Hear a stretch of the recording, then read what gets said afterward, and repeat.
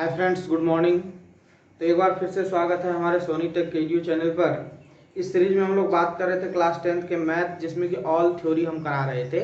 और इसमें आप लोग अच्छे प्रकार से जो है कि इसमें बहुत सारा थ्योरी को समझ रहे थे, जिससे हम लोगों का ये बेनिफिट हो रहा था कि किसी भी प्रकार का सवाल होगा उसका रूल ट्रिक सारा बता देंगे, तो आप फटाफट उसको जो है सॉल्व कर सकते हैं। ठीक है, तो यही है। तो आइए, हम लोग कल कुछ भाग देने सीखे थे, तो आज जो है हम लोग इसमें सवाल करते हैं।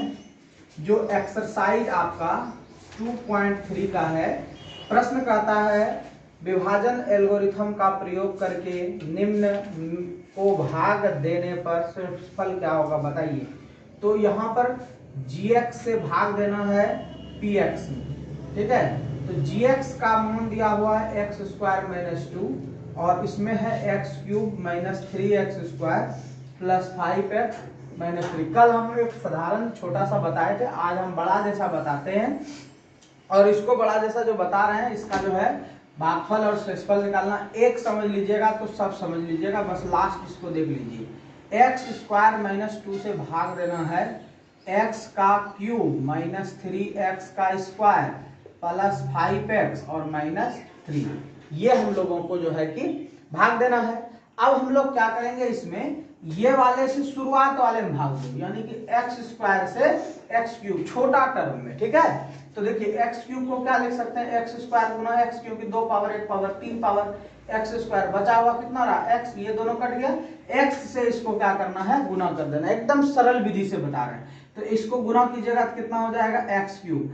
अब ये माइनस है तो माइनस लगा दीजिए, 2 गुना एक्स है तो 2x लगा दीजिए। बस अब कहिएगा सर ये 2x वाले को 5x वाले सीधा में लिख देते हैं, तो मत लिखो, कुछ मत करो, क्योंकि वो झरा जाइएगा। माइनस लिख देते हैं, यहाँ प्लस लिख देते हैं, ये दोनों कट गया। ये दोनों कटने के बाद अब टर्म ऑफ कंडीशन यहां से शुरू कर दीजिए। माइनस 3x स्क्वायर हो गया, ये वाला आपका जो है ये प्लस में है 5x कर दीजिए, और यहाँ पर माइनस 3 हो गया, और ये वाला को घटा दीजिए। ऐसे भी कर सकते हो, कोई दिक्कत नहीं है। एक स्टेप बढ़ा दो, 3x स्क्वायर 5x में 2x गया, कितना हो जाएगा 3x माइनस 3। एक स्टेप बढ़ गया, फिर से भाग देना है, तो कितना में 3x स्क्वायर माइनस में माइनस 3x स्क्वायर में हम भाग देंगे किससे, देखिए x स्क्वायर से। तो x स्क्वायर टर्म कट गया, बचा हुआ क्या रहा, माइनस 3। तो यही तो यहाँ लिखाएगा, क्या लिखाएगा, माइनस 3। अब इसको गुना कर दो, कितना हो जाएगा माइनस 3x स्क्वायर। क्लियर है, 3 गुना एक्स स्क्वायर माइनस में 3 गुना 2, 3 दूनी 6, माइनस माइनस प्लस, 6 वाले को यहाँ लिख दो। लेकिन कहिएगा सर जब आप यहाँ नहीं लिखे तो यहीं पर लिखो, कोई दिक्कत नहीं है। ये माइनस है तो प्लस हो जाएगा, प्लस है तो माइनस हो जाएगा। ये दोनों टर्म कट गया आपका। क्या बचा हुआ यहाँ पे 3x, यहाँ क्या बचा है माइनस 3, यहाँ क्या बचा है माइनस 6, 3x माइनस 9। यही जो आपका बचा हुआ रह गया। अब ये शेषफल हो गया। एक सर और इसको आगे नहीं कीजिएगा, जो इसी में बोल दिए शेषफल हो गया। तो देखना ये है कि ये जो भाग देने वाला का जो पावर है, जिसको हम लोग कहते हैं भाजक, भाजक का जो क्वोशिएंट का जो हम लोग का पावर है वो 2 पावर है, और शेषफल का पावर 1 है। नहीं है कुछ, तो यहाँ क्या है 1 है। जब 1 पावर बच जाएगा तो फिर आपका क्लियर हो गया बात यहीं पे। यानी इसके पावर से यह कम होना चाहिए हमेशा, यानी कि भाजक के पावर से शेषफल का पावर कम होनी चाहिए। तो कम हो गया, ये हो गया शेषफल, और ये हो गया आपका भागफल। तो यही निकालना है पूरा आपका 2.3 में लगभग यही सवाल है। चलिए देखते हैं इसमें और भी कोई बड़ा सवाल जो कि आपको समझ में नहीं आए।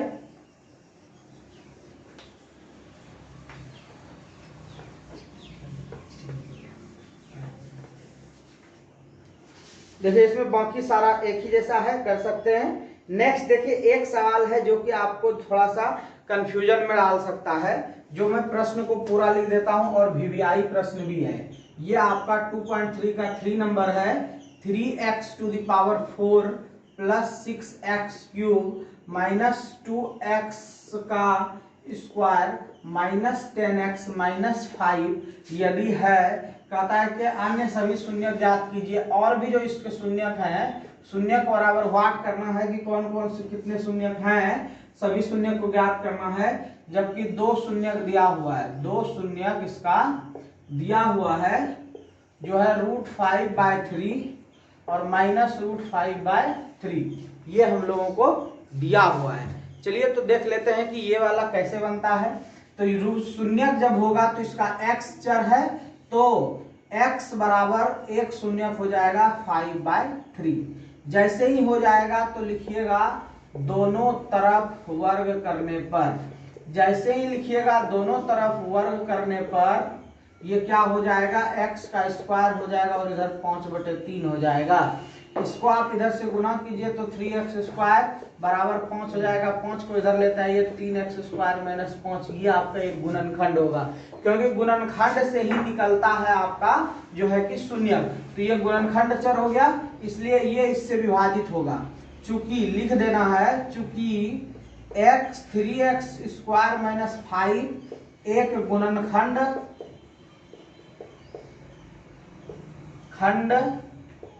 है, इसलिए 3x पर power 4 minus 6x plus minus 2x square minus 10x minus 5 को विभाजित करेगी, विभाजित करेगी। तो अब इसको विभाजित हम लोग करवाएंगे, तो कैसे करवाएंगे,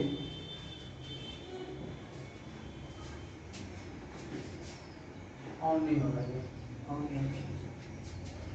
अब क्या करना है, इससे भाग दो, 3x स्क्वायर माइनस 5 से भाग दीजिए 3x to the power 4 plus 6x cube minus 2x square minus 10x minus 5। इतना बड़ा भाग देना है।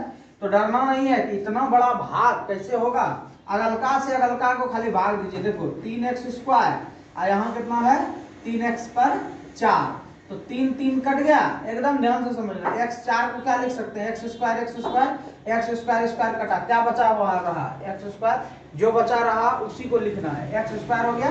अब इसको मल्टीप्लाई करो, 3 हो गया, x स्क्वायर और x स्क्वायर, x पर पावर कितना हो जाएगा 4 हो गया।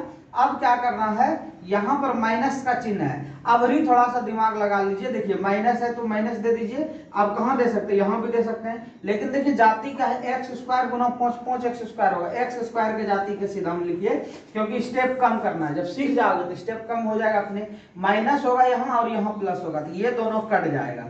बचा हुआ क्या रहा आपका, देखिए 6x क्यूब बचा हुआ रहा। ये देखिए आपका यहाँ माइनस में 2x स्क्वायर, यहाँ प्लस में 5x स्क्वायर, 5x स्क्वायर में 2x स्क्वायर घटेगा, बचेगा plus 3x square minus 10x minus 5। ये हो गया आपका। ये होने के बाद फिर तो इसमें भाग देना है ना, तो देखिए यहाँ पे 3x स्क्वायर में भाग दीजिएगा कितना को, 6x क्यूब को, तो 3 का 3 3 दूनी 6, 2 हो गया। x स्क्वायर है, इसमें जब भाग दोगे तो x स्क्वायर गुना x, इसको लिखते हैं x स्क्वायर कट गया, क्या बचा हुआ रह गया 2x। ठीक है, तो क्या करेंगे हम लोग, इस जगह भाग दे रहे हैं। देखिए अभी क्या करना है, इसमें प्लस 2x देना है, क्योंकि यहाँ पे 6 है, तो 3 गुना 2 6 हो गया, यानी कि हो गया यहाँ पे 6 और x स्क्वायर x, तो x क्यूब हो गया, माइनस 5 दूनी 10x, तो 10x वाला बात यहाँ पर है, माइनस इसलिए होगा कि प्लस माइनस है। अब ये माइनस हो गया, ये प्लस हो गया, ये वाला कट गया, ये देखिए माइनस प्लस है, ये भी कट गया, क्या बचा हुआ रह गया 3x स्क्वायर माइनस 5। अब देखो, अब फिर भाग दो इससे, 3x स्क्वायर से भाग देंगे कौन सा टर्म को, आगे वाले टर्म को, 3x स्क्वायर पूरा कटेगा एक बार में होगा, तो यहाँ पर दीजिए प्लस 1 दिए, 1 को भाग दो यहाँ से, तो ये क्या हो जाएगा 3x स्क्वायर माइनस 5, ये माइनस ये प्लस, ये दोनों क्या हो गए 0 हो गया, सेस्पल 0 आ गया। अब एक जो गुणनखंड है वो इतना होगा, क्योंकि हम लोग एक गुणनखंड निकाल चुके थे, तो ये हो गया दूसरा गुणनखंड लिखेंगे, इसलिए x square plus 2x plus 1 दूसरा गुणनखंड है, दूसरा गुणनखंड है, ये हो गया। अब इसका हल करना है, ठीक है, अब इसका हल करोगे तो वैल्यू आएगा आपको। तो हल कैसे करेंगे, द्विघात समीकरण को कैसे तोड़ते हैं, ये वाला विधि से इसको हल करेंगे। तो आपका गुणनखंड कितना हो गया, x square plus 2x plus 1, इसको तोड़ना है। कैसे करोगे, शुरुआत वाले को और लास्ट वाले को गुना करो, 1 गुना 1 होगा, और ये 2 पुराना, तो 1 जोड़ 1 करने के अलावा दूसरा कोई चारा नहीं, 1 गुना 1 होता है 1, इसको जोड़ने के बाद ही होगा। तो ये हो गया x स्क्वायर, 2x को लिख सकते हैं 1x जोड़ 1x बराबर प्लस 1, x को कॉमन ले लो, यहाँ बचा हुआ रहेगा x, या फिर एक्स स्क्वायर को x गुना x फिर x फिर x फिर 1। अब क्या हो गया, x कॉमन लिए तो यहाँ एगो सिंगल x बचा हुआ रहा, x कॉमन लिए तो बचा 1, दो टर्म को एक साथ और दो टर्म को एक साथ। अब इस दोनों में से कुछ ना कॉमन है तो एक जरूर होगा कॉमन, ये बचा हुआ रह गया x प्लस 1, ये दोनों से x प्लस 1 को बाहर कर दिए, यहाँ बचा हुआ रहा x प्लस 1। इसका शून्यक निकालना है तो 0, तो लिख देंगे क्यों, क्योंकि शून्यक चाहिए, क्योंकि शून्यक चाहिए। शून्यक पहले लिखना होगा, नहीं तो 0 अपने मन से नहीं देना। x प्लस 1 बराबर 0, x बराबर माइनस 1, यहाँ भी x प्लस 1 बराबर 0, x बराबर माइनस 1। ये VBI सवाल था, इसको हम बता दिए। चलिए आगे बढ़ते हैं।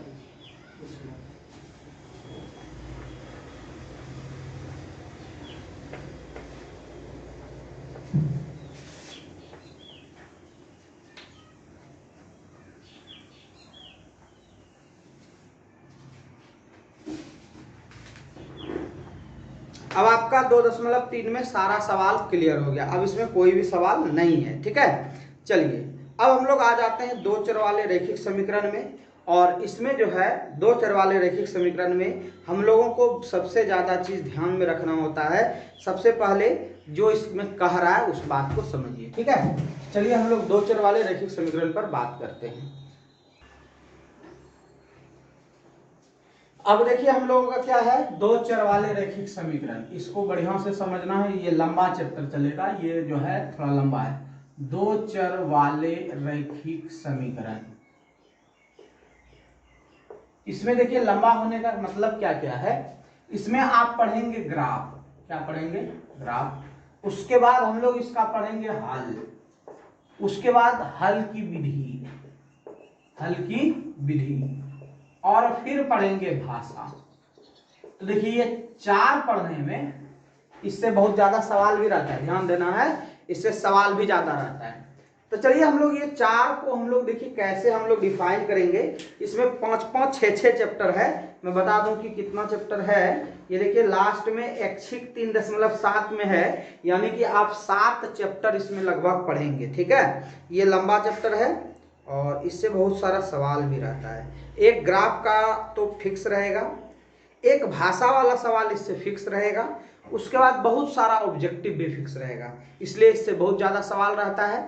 चलिए कहीं मत जाइए, देखते रहिए इस क्लास को।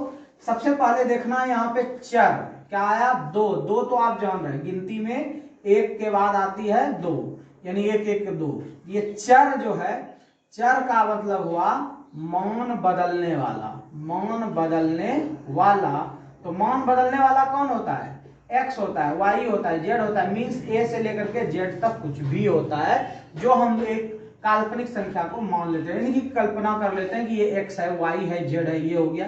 तो इसमें से x और y ज्यादा हम लोग पढ़ेंगे, तो ये हो गया चर। अब कहता है रैखिक समीकरण। रैखिक का मतलब होता है, एक होता है देखिए रैखिक, एक होता है द्विघात, एक होता है त्रिघात, एक होता है चतुर्घात, आगे बढ़ते जाएगा पंचघात, फलनघात। तो आप समझेंगे इसको। रैखिक का मतलब हो गया आपका ax प्लस by, मीन्स एक को पावर नहीं, एक पावर, ओनली एक पावर, ठीक है। द्विघात का मतलब हो गया ax स्क्वायर शुरुआत में, बाकी आगे जितना दे सकते हो। इसमें त्रिघात, इसमें चतुर्घात, पंचघात रहेगा तो ax पर 5। हमको पढ़ना है अभी ये वाला टर्म, ठीक है। चलिए ये वाला टर्म जब पढ़ना है, अब ये तो हो गया आपका रैखिक। अब इसमें दो चर, तो दो चर, एगो x ले लो, एगो y ले लो, ले लिए। अब चर के साथ एक अचर राशि भी करेगा, मीन्स नहीं बदलने वाला रहेगा, तो a हो गया अचर, उसके साथ हम लोग जोड़ दिए x को, फिर एक रहेगा b, उसके साथ जोड़ दिए y को। अब इसके बीच में हम प्लस लगा सकते हैं, तो ये फॉर्म जो है आपका IC में प्लस c लगा के 0 कर दो, तो 0 क्यों किए, पहले आप बात को समझिए। रैखिक समझ गए आप, रैखिक का मतलब एक पावर, उसके साथ चर और अचर दोनों सम्मिलित हो गया। अब इसमें कांस्टेंट टर्म एगो चाहिए, और जहां समीकरण की बात कहे वहां बराबर लगा करके 1 2 3 4 देना जरूरी है या 0 देना जरूरी है। मीन्स ये पूरा का पूरा हो गया दो चर वाले रैखिक समीकरण। कोई पूछेगा दो चर वाले रैखिक समीकरण में क्या होता है, तो बोलेंगे वैसा समीकरण या वैसा इक्वेशन। समीकरण तो पहले जानते ही नहीं, समीकरण का कोई पूछेगा समीकरण क्या होता है, कोई भी चर का मोनोचर के बराबर हो जाए वो समीकरण होता है। कैसे चर, देखिए x है यहाँ पे, जैसे हम लोग लिखे x प्लस वाई बराबर 5, ये क्या हो गया, दो चर वाले रैखिक समीकरण। कैसे, तो x के आगे यदि हम लगा देते हैं अगला समीकरण में 2x प्लस 4y बराबर 6 लगा दिए, तो ये जो आपका 2 और 4 हो गया वो a और b हो जाएगा, x और y हो गया आपका दो चर हो गया। उसके बाद बराबर में कुछ भी ले लिए, 0 के बदले 6 4 5 3 2 1, ये हो गया आपका दो चर वाले रैखिक समीकरण का प्रारूप, मींस इसका रूप हो गया। अब इसमें क्या जानना है, दो चर वाले रैखिक समीकरण तो हम लोग जान गए, तो दो चर वाले रैखिक समीकरण कोई भी ले सकते हैं आप, चाहे जितना भी लेना है आप मन से एग्जांपल ले सकते हो, बट इसका फॉर्म होता है ax plus B Y plus C is equal to 0। ये बात समझ में आ गई सबको, ये तो था दो चर वाले रैखिक समीकरण का प्रारूप। अब हम लोग इसमें बात करते हैं, ठीक है, कि सबसे पहले हम लोगों को यह चीज देखना है कि दो चर वाले रैखिक समीकरण में जो कुछ कंडीशन होता है वो क्या होता है। यदि आपको दो समीकरण दे दिए, एक तो हो गया ये, तो इसमें लगा दीजिए a1, इसमें लगा दीजिए b1, इसमें लगा दीजिए c1, और इसी में दूसरा लेंगे तो ax a2x b2y plus c2 बराबर 0, ये हो गया दूसरा। जब दो कंडीशन के साथ होगा तब कुछ इसका ग्राफ जो बनता है वो इस प्रकार से बनता है, जो हम लोगों को बहुत जरूरी है इसको जानना, ठीक है। तो इसमें हम लोग क्या करेंगे, देखिए जब आपका a1 बटे a2 बराबर दूसरे का नहीं हो, कभी भी नहीं हो, बराबर दूसरे का नहीं हो, तो इस कंडीशन में क्या होता है, इस कंडीशन में हम लोगों का एक बात याद नहीं, तीन बात याद रखना है। पहला चीज क्या होता है, प्रतिच्छेद। क्या होता है, प्रतिच्छेद। तो प्रतिच्छेद किसको कहते हैं, अभी जस्ट हम लोग बात करेंगे। इसको हम लोग कह सकते हैं एक हल, केवल एक हल, केवल एक हल। बात समझ में आ रही है। इसका नाम और भी है अद्वितीय हल। अद्वितीय हल का मतलब इसका कोई हल ही नहीं है दूसरा। इसका ग्राफ यदि बात करें तो x अक्ष और ये y अक्ष है, तो इस प्रकार से ये कटिंग करते हुए जाएगी। जैसे देखिए आपका दो रेखा है, तो एक ऐसे होगा और एक ऐसे होगा, ठीक है। एक तीर लगा दी इधर से, यानी इसी जगह केवल काटेगा। कब काटेगा, एक जगह काटेगा। बात समझ में आ गई। दूसरा बात करते हैं, देखो ये था पहला, और इंपॉर्टेंट चीज बता रहे हैं, a1 बटे a2 is equal to b1 बटे b2 is equal to c1 बटे c2। जब तीनों बराबर हो जाए, अभी a1 b1 c1 निकालेंगे, सब समझना, ब्रैकेट में याद रखना है, जब सब बराबर हो तो प्रतिच्छेद नहीं करती है, वो क्या होती है, संपाती होती है। संपाती का मतलब होता है संरेख। क्या होता है, कोमा डाल करके संरेख। और केवल एक हल का मतलब नहीं, यहां पे होगा अनेक हल। क्या हो जाएगा, अनेक हल। अब यहां अद्वितीय का मतलब वही होता है। अब अनेक हल के लिए देखो क्या होता है, एक रेखा ऐसे गुजरी, इसी पे दूसरा रेखा चली जाएगी। क्लियर, देखिए दोनों ग्राफ उसी पे चली जाएगी, ऐसे कंडीशन में होगा अनेक हल। और तीसरी जो और इंपॉर्टेंट बातें हैं, a1 बटे a2 बराबर होगा b1 बटे b2, और तीसरा बराबर नहीं होगा c1 बटे c।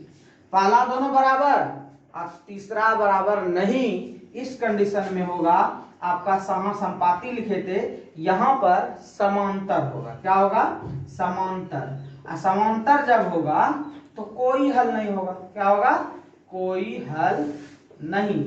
और यदि ग्राफ की बात करें तो उसका चिन्ह देखो कैसा होगा, ये एक्स वाई हो गया, एक वो ऐसे होगा और जस्ट इसके पैरेलल होगा कि ये भी कहीं चले जाए और ये भी कहीं चले जाए, कभी कटेगा नहीं एक दूसरे से।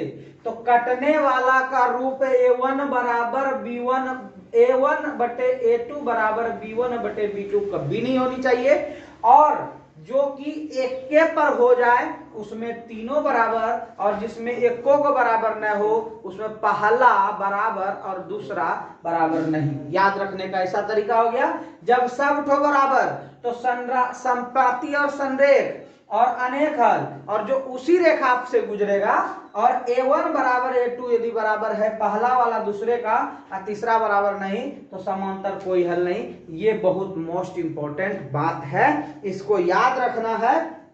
और इसको याद रखने से आपका जो है कि देखिए कह रहा है, एक प्रश्न है, ध्यान से देखिए, समझना है तो समझ लीजिएगा तो दिक्कत नहीं होगी आपको। ठीक है, 2 समीकरण दिया हुआ है। ठीक है, एकदम बहुत बड़ा समीकरण है, उदाहरण का है, लेकिन समझना है आपको। ठीक है, ध्यान से समझो।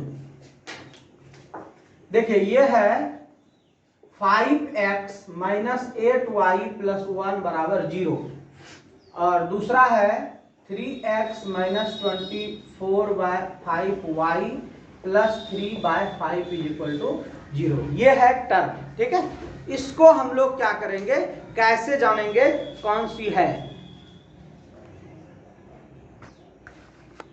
देखो कैसे जानेंगे, ये a1 हो गया तो 5/3 कर दीजिए और बराबर लगा दीजिए, माइनस दोनों का आगे में लगा हुआ है, -8 कर दीजिए और यहाँ -24/5 कर दीजिए। 5 क्या हो जाएगा, ऊपर चला जाएगा, तो 5 ऊपर चला जाएगा तो 5/3 बराबर 8 5 40 बटे -24 ऊपर में भी है। यहाँ देखिए आपका 8 5 40, 8 तिहाई 24, 5/3 बराबर 8/3, पहला बराबर है। अब अगला बराबर है कि नहीं ये चेक करना है। अगला क्या है, 1 और 3/5 है ना, तो 1/3/5, 5 चला जाएगा ऊपर, 5/3 हो जाएगा। अब देखिए आपका सॉरी यहाँ पे हो गया 8 5 40 और 8 तिया 24, 5/3 यहाँ भी हो गया 5/3, ये भी बराबर, ये भी बराबर, ये भी बराबर। जब तीनों बराबर तो क्या हो जाएगा इसका हल, समपाती, समरेख या अनेक हल। ऑप्शन जो भी रहे, अनेक हल ही ऑप्शन है इसमें। प्रश्न कर रहा था बताइए कि अद्वितीय हल है, कोई हल नहीं है, या अनेक हल है, और परिमित रूप से अनेक हल, तो इसमें अनेक हल हो जाएगा। क्या हो जाएगा, अनेक हल। एक और उदाहरण इसका देख लेते हैं। ठीक है, इसका एक और उदाहरण देख लेते हैं हम लोग। सबसे पहले उदाहरण देखने से पहले अब हम लोग थोड़ा सा बैक पे आते हैं, जहां पर हम लोग भाषा वाला सवाल सीखेंगे, लेकिन एक पहले देख लेते हैं उसके बाद। ठीक है, एक पहले ये वाला उदाहरण ले लेते हैं, क्योंकि अभी अभी हम लोग इसको रिमाइंड किए थे, इसलिए उसके बाद आएंगे भाषा में कि हम लोग जो है समीकरण कैसे इंक्लूड करते हैं, बनाते कैसे हैं समीकरण को।